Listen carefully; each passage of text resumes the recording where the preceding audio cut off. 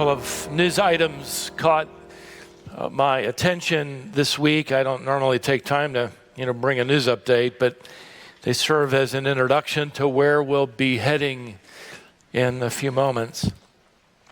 One news item is just one more step here in the rise of our view as a world for animals, as our view of humans seems to decrease. But this news item was about a company located in Norway which began for the first time of any corporation to give human parents, they called them, of a newly born pet, a kitten or puppy or whatever, they are now giving the human parents, quote, paternity leave.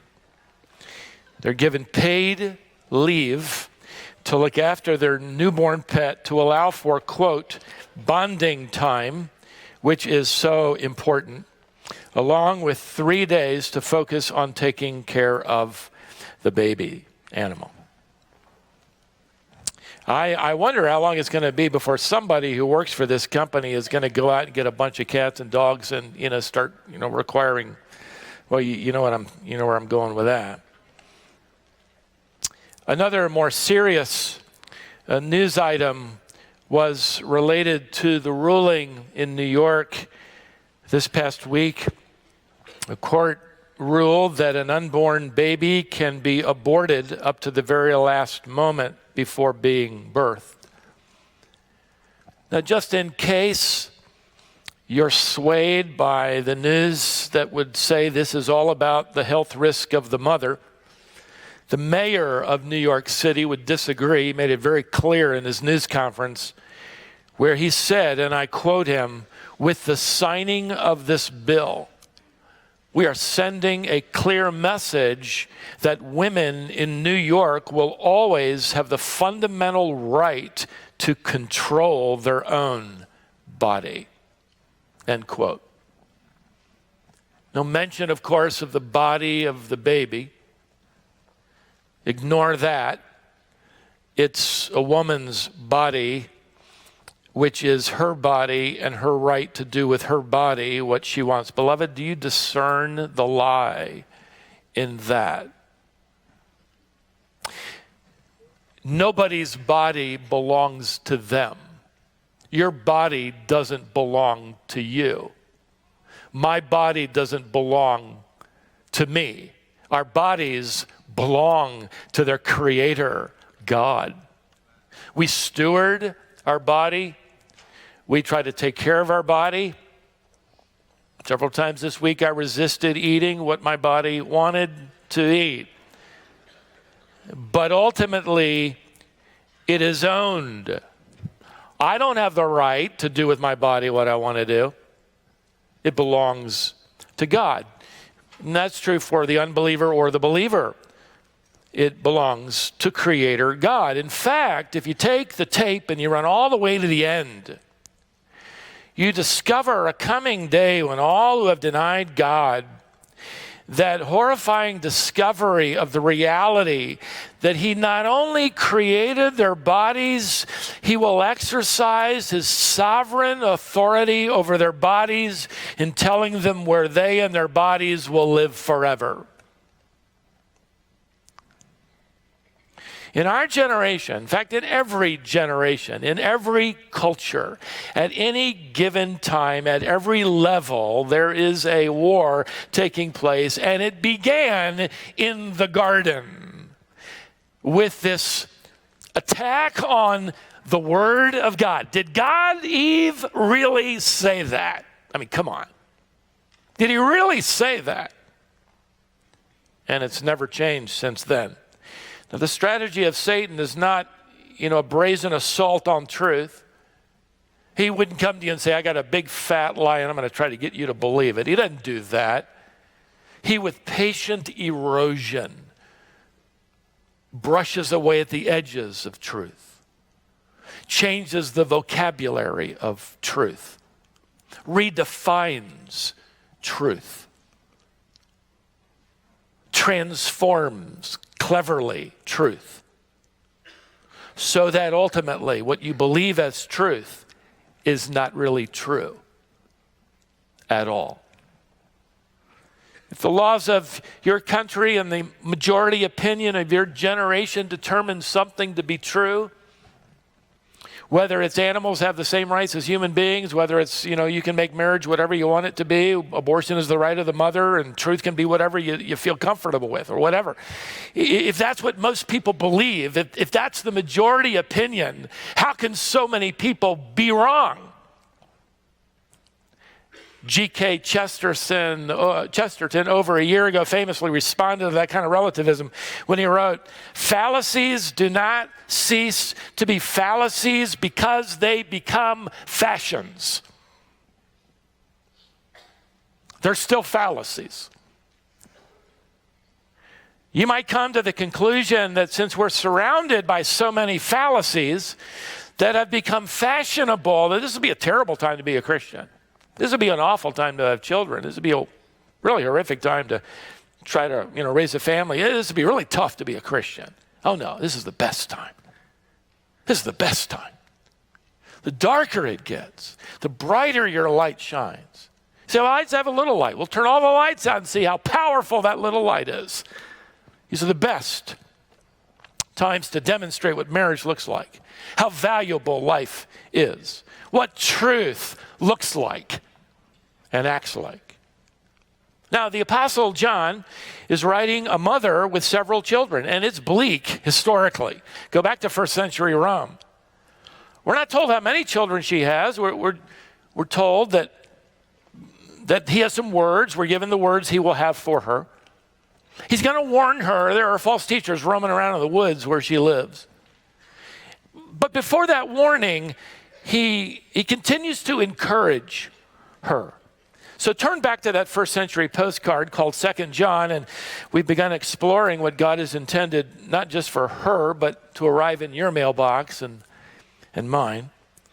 By the way, just to give you a running start, if you're new to this study today, we've determined this is a private, personal correspondence to an older woman, a mother. John has graciously affirmed her as a chosen, you could render that in this context, a choice, a faithful woman. He has communicated to her as his sister in Christ his love, and to her children as well. He has reminded her of some unchanging gifts. They're hers to daily unwrap: grace, mercy, and truth. Now, he has one more personal comment to make. In fact, some New Testament scholars believe this was what caused him to sit down and dash off this brief note. Look at verse 4. John writes, "I was very glad to find some of your children walking in truth, just as we have received commandment to do from the Father." In other words, it isn't new for them, it isn't good for them, and not good for us. We're doing this too. And he kindly says, we're in this together. This is the fifth time, by the way, John has written the word truth in this note. You could circle them in your Bibles if you haven't. 4 times in the first sentence, verses 1 to 3, he writes truth, truth, truth, truth. I mean, if you wrote the same word in the same sentence, your teacher would make you stay after school. Is it that he's getting old? He's repeating himself? The needle is stuck? No, a little later on, he's going to describe the danger of error. He's really kind of setting things up here. See, to the Apostle John, as he says, truth, truth, truth. He doesn't believe that truth is a matter of public opinion. Let's vote on it. Let's see where people land, and we'll go with the majority opinion. No, he's interested in truth as it relates to what God has revealed. Now, I also want to say this. Don't think for a moment John had it easier than you. Don't think for a moment, well, you remember he was back in those good old days. It was a lot easier. Oh, no. The concept of truth in John's generation was as much like Jell-O as it is today in our generation. Just try nailing it to the wall. In fact, just a few decades before John writes this note, Jesus himself is standing before the political leader in that region who has the power to save his life or condemn it. And Pilate begins asking him some questions, and Jesus answers a few of them. And I love where Jesus responds to Pilate in that conversation, informing him by saying, I have come to testify of the truth. And all those who listen to me are in the truth. That's a pretty bold statement. Pilate scoffs at that and he kind of retorts back, oh, come on, what is truth? Really? I mean, come on, we're past that. What's truth? The same word Jesus used, John uses here over and over and over again. What does he mean?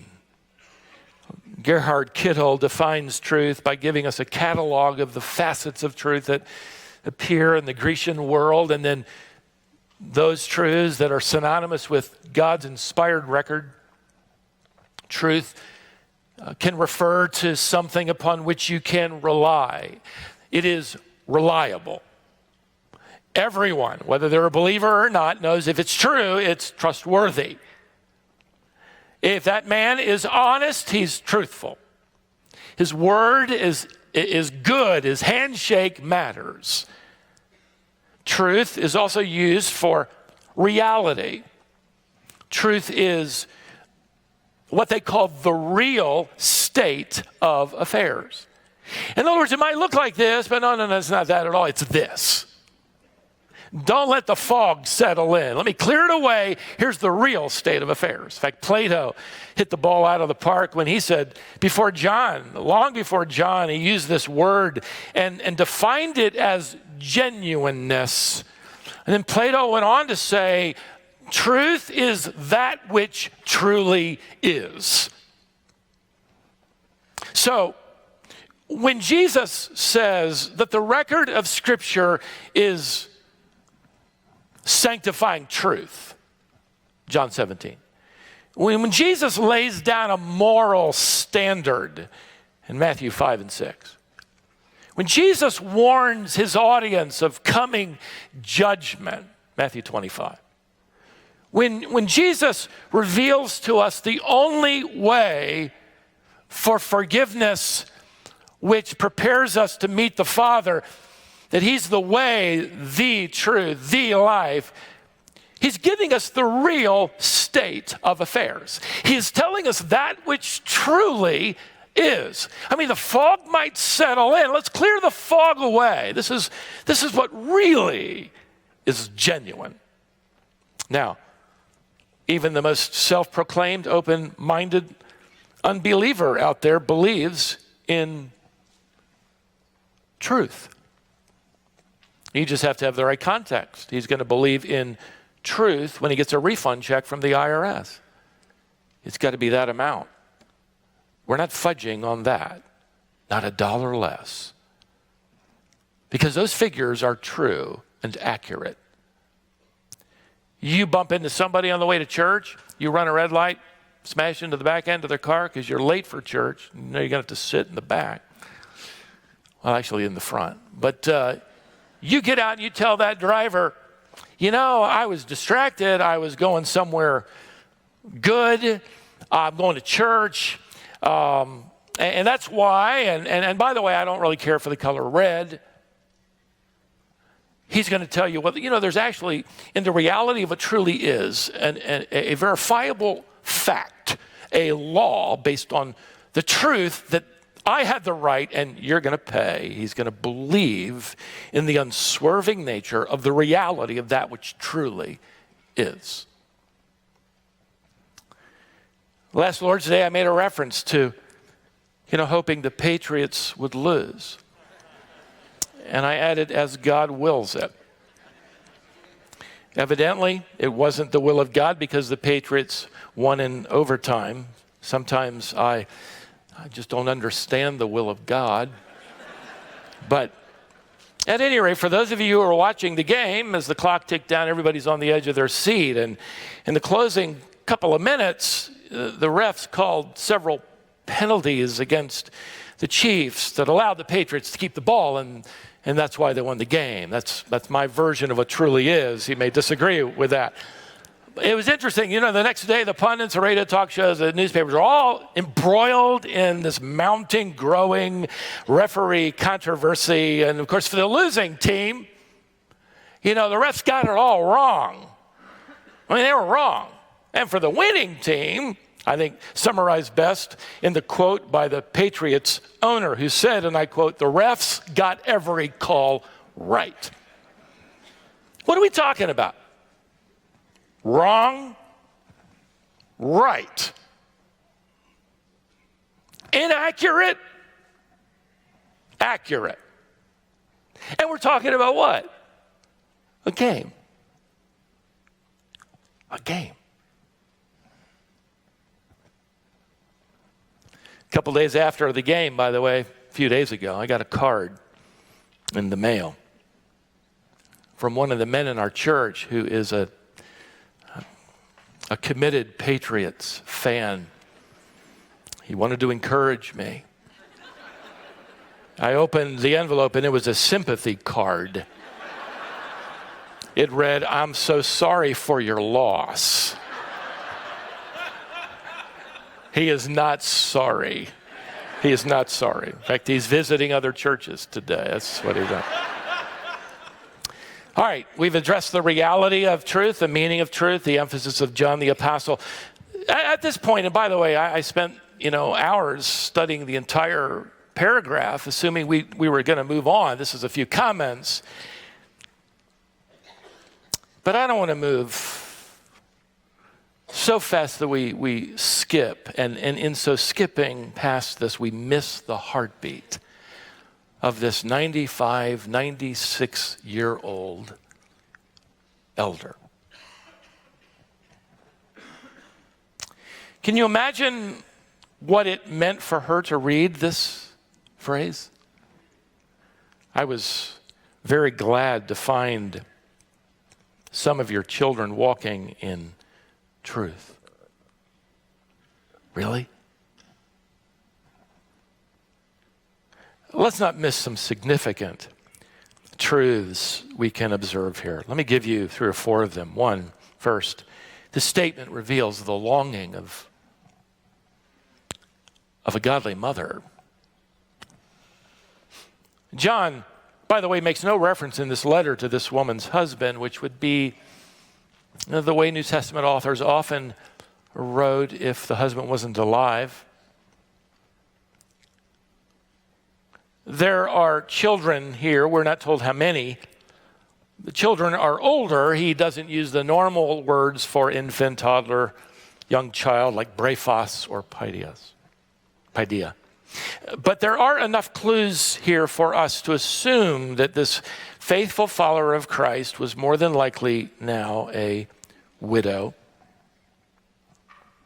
We don't know for how long. We do know that now she's a single mother of grown children. John writes, "I was very glad to find some of your children walking in truth." That's great. The verb here, to find, is the original word heureka, or eureka. We transliterate that, and that gives us our word eureka. And we have the same feeling in our English vocabulary for that word. It has to do with a surprising discovery, a eureka moment. John doesn't mean that he's surprised to find they're walking in truth. What he means is that he was surprised to encounter them. He didn't expect to see them. He knew them. He knows this family. This is an unplanned, joyful encounter. John doesn't tell us how he met them. He doesn't tell us how long they talked. He doesn't give us any details of this conversation or encounter. He just knew it would thrill her heart to hear directly from him Let me expand it. Here's what he's saying. Dear madam, some of your children I recently encountered are embracing everything about the truth that you hoped and prayed they would. I just wanted to tell you how glad I was to see that. And I knew it would lift your spirit to hear this directly from me. That's the idea. Let me give you another observation. Secondly, this statement reveals the goal of godly parents.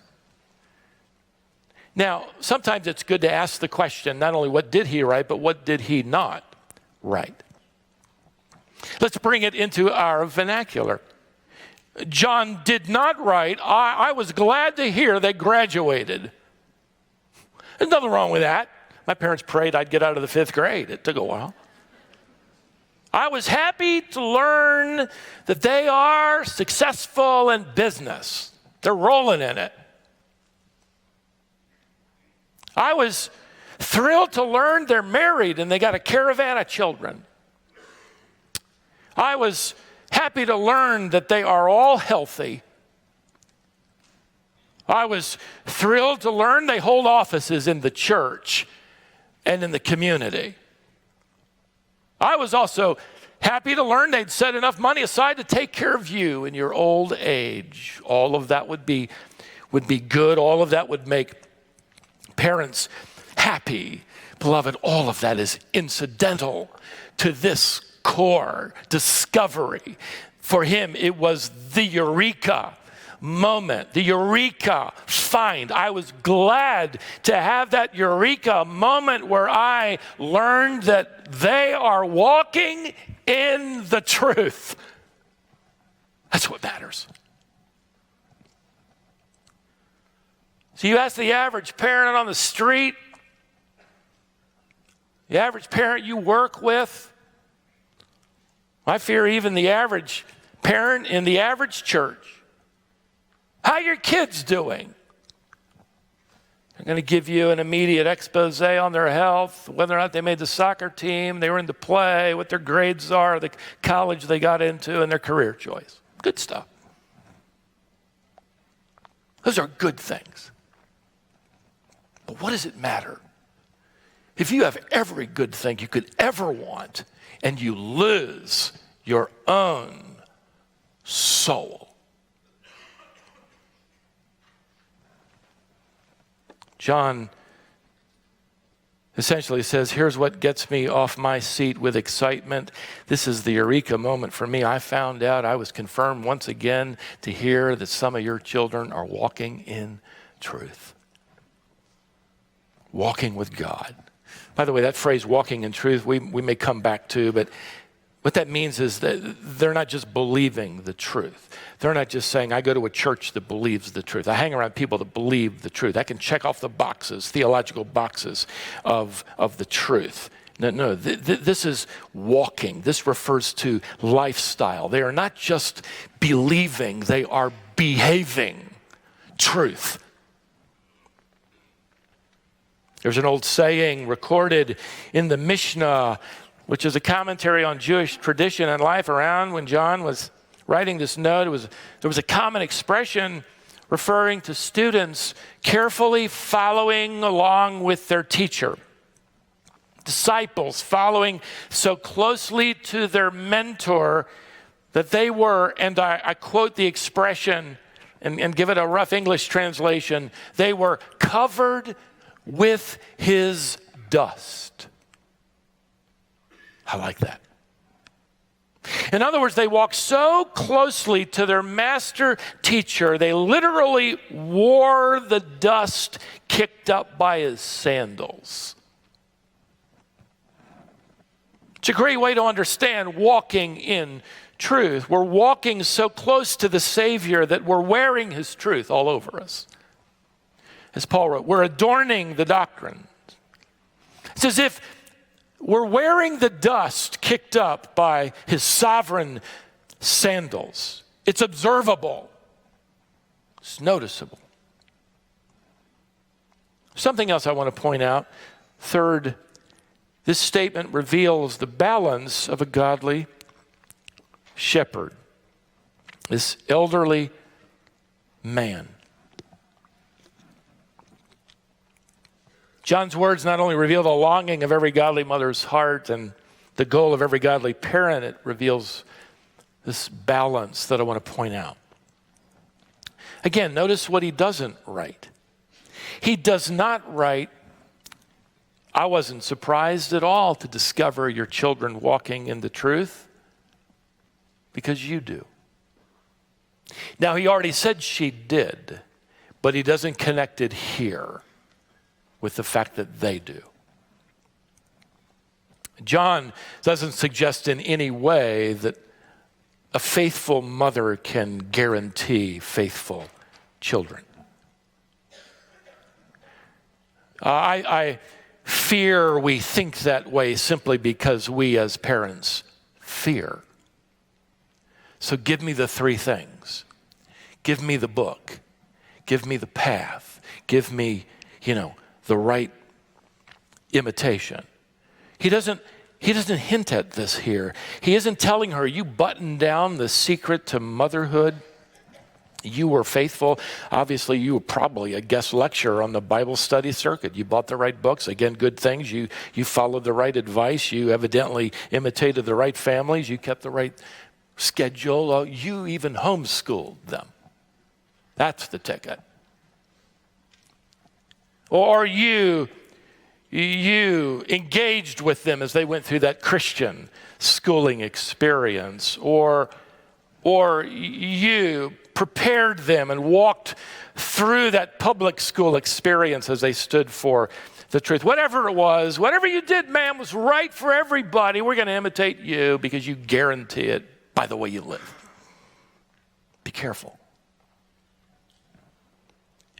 John does not write, I'm not surprised at all your children turned out like they did because they had such a committed mother. You did it right. So why do we talk like that? No, this old man has lived long enough to write a letter which we studied together, his first letter, where he said, there were some among us who seemed to be of us, but then they left us, revealing they were not of us. You see, when do you stop praying? When do you assume they're good? John has lived long enough to see church leaders. In fact, he's going to write his next letter after this one, a brief one, 3 John, and he's going to deal with a church leader who was heading in the right direction at one point, and something changed somewhere along the line, and pride crept in. Others, greed crept in. And he writes, I'm going to need to deal with it when I come and visit you. He's lived long enough to see the dust sort of get brushed off. Even church leaders who bore no resemblance at all to the Savior. See, he understands the theological miracle of regeneration, which you pray for and you do teach and you do trust God to live for and confess when you fail, but with wise balance. He doesn't connect the fact that these children were walking in truth because she was. He simply encourages her by telling her that some of them were. Now, maybe you've been a parent long enough to learn you never stop praying. You treasure the testimony of Job, whose children were older and married and had their own, and every year they'd get together on birthdays, chapter 1 tells us, and celebrate. And Job, the next morning, even though he wasn't there, he would, a distance away, sacrifice to the Lord as the patriarch, and he would say, maybe they sinned unknowingly. Let me intercede for them. Maybe you've lived long enough to where you feel like you can take a breath, and then you have grandchildren, and it starts all over again. For some of you, you've lived long enough to have great grandchildren, and you realize you never really stopped praying for any of them. I was talking to one of the men in our church family. He and his wife have several great grandchildren. We have several generations of that family in this church. We have the great-grandparents, the grandparents, the parents, the children, the grandchildren, and the great-grandchildren. In fact, I was talking to him a couple of weeks ago, and I said, it's exciting.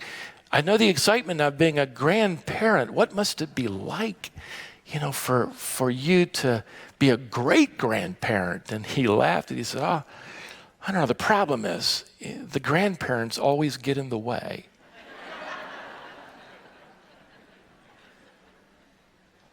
One more observation, number 4, this statement reveals the grace of a godly leader. You could insert for the word leader here, godly friend, godly coworker, godly classmate, godly church member.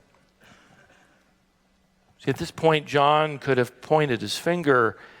He could have spoken with that condescending air of someone who's run as many laps as he has. Now in his late 90s, he has the platform. But I want you to notice his gracious choice of words. As we've mentioned, he doesn't pour undue credit on her for her children who are walking with God. Likewise, now he doesn't pour on blame because some of them aren't. Notice he simply writes, I was very glad to find some of your children walking in truth. What a gracious way of communicating a volume. The word translated some is italicized because it's supplied by the translators as they attempt to translate this preposition. Some might argue that John is simply saying that he met some of her children, and the children he met were walking in truth. If that's what he meant, he could have written it a little more definitively and settled the confusion.